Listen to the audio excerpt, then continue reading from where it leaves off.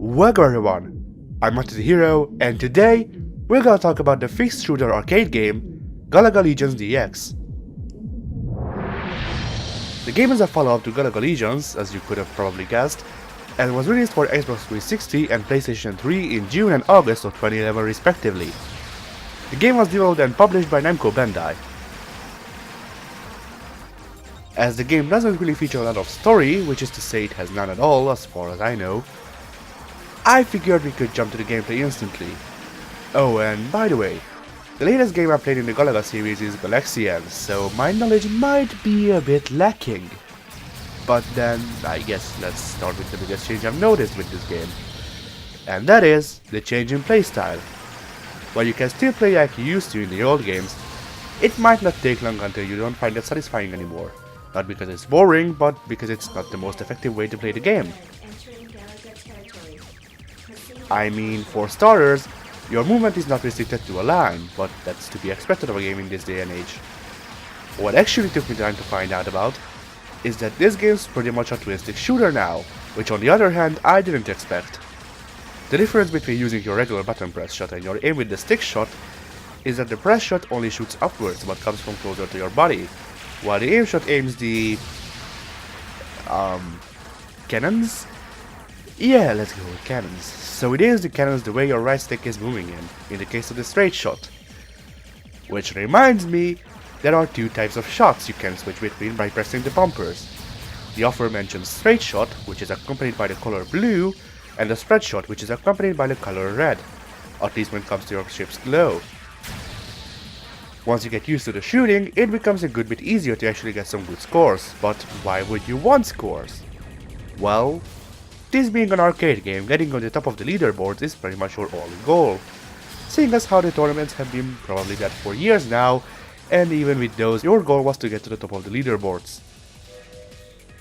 What is also there to motivate you in bettering yourself on these areas, of which there are 10, counting championship, which I'm not sure if it's just a remnant of the tournaments or not, but I digress. Either way, the game tells you your place on the leaderboards on the area selection. The best I've got is being in the top 3%, but there's a pretty big drop in the amount of people who played the areas between Championship and Area 9, so if I can do it, so can you. You can also choose the area's difficulty.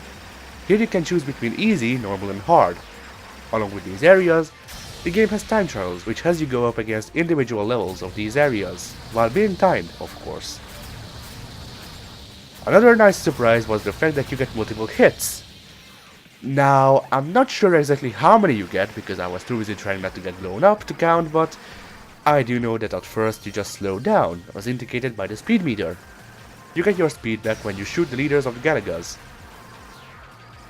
Oh, and on those level 5s you also get to capture a Legion of Galaga that you can then use against everyone else. The graphics are sort of customizable. What I mean by that is that you can choose between different teams. You can use teams from other Galaga titles, or at least I think that's what they are. You can use a Galaxian team, which is what I went with by default, despite not remembering how Galaxian looked at all. And there's even a Pac-Man team, because the team who made this game is the same one behind Pac-Man Championship Edition.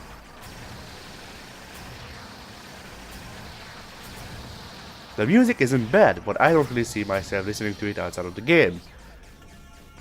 Then there's also that I can't really hear the music because of the sound effects, but I can't really say it doesn't add to the game. So let's recap.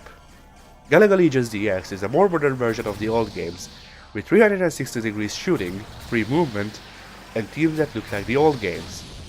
It can be hard at times, but there's a difficulty selector to fix that, and it's manageable even on hard more often than not. Overall, I'd say it's a pretty good arcade game, but I'm not sure how much it would appeal to your casual gamer.